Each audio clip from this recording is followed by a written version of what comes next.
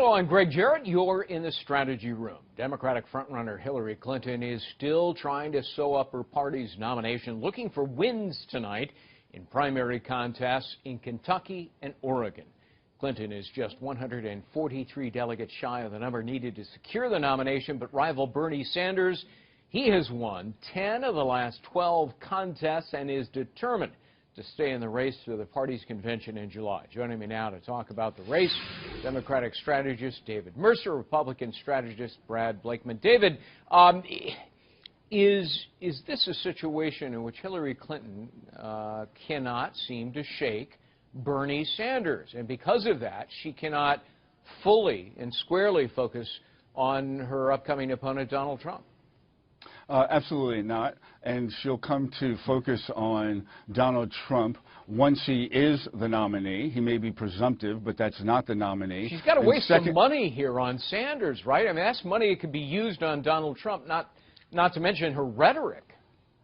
If you compare money that is going into the bank for the general election for a nominee on the Democratic side, there's plenty of it and more being raised. If you look at the same, all you're going to see is Donald Trump raiding the RNC Treasury because he himself has said he's not willing to go after donors to fund what needs to be likely $1 billion to get through the general election. So money's not the issue here. The issue is when you are the nominee, then you take on the opposition in the general election.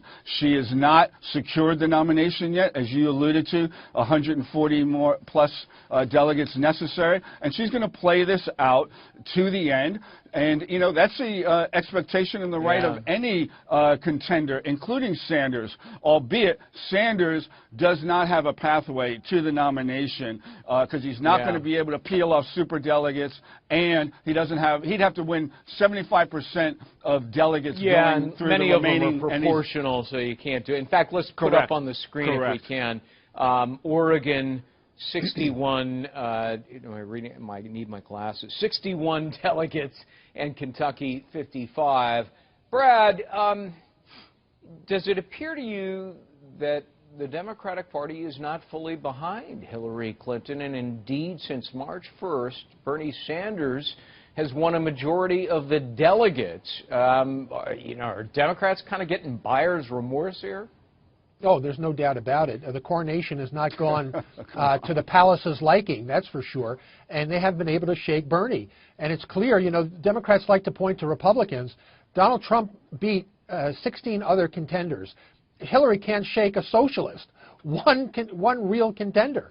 And the fact that it's gone this long shows the division in the Democratic Party. There are a significant amount of people within that party that can't stand Hillary. They don't trust her. They don't like her. And by the way, the most important primary is yet to be had, and that's the FBI primary, and that's still looming. And if she loses that, she's done. David, Hillary Clinton. Greg, go ahead. If I'd like to say, look, she's got more votes than Donald Trump. She's got more delegates than Donald Trump.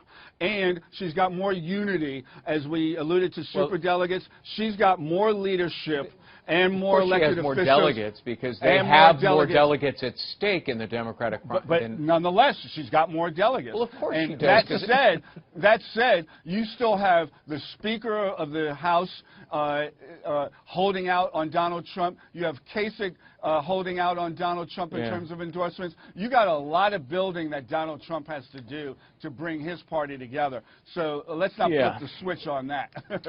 Brad, Hillary Clinton has now decided that she's going to put her husband in charge of the United States economy. I could have sworn the president and Council of Economic Advisors and the Fed and Congress were all in charge of the economy, not Bill Clinton. Well, apparently it looks like we're going to get a third term of Bill Clinton. Hillary might as well just, if she were elected, go back to the East Wing, because if you're going to surrender the most important portfolio of a president and what people actually vote on when they go in the voting booth is with their pocketbooks. The economy is the #1 issue, and you're going to turn that over to Bill Clinton? I mean, that speaks volumes about your own ability and your own thoughts and what you're bringing to the office. I think that is going to be the worst decision she's ever made, and it's going to come back to haunt her in November. Well, her new slogan may clarify. be "Vote for Bill." Well, Exactly. Let's clarify what the issue is, and that is he is an experienced former president that made history being the second only Yeah, he made Democrat history to getting vote. impeached. If I may finish, please.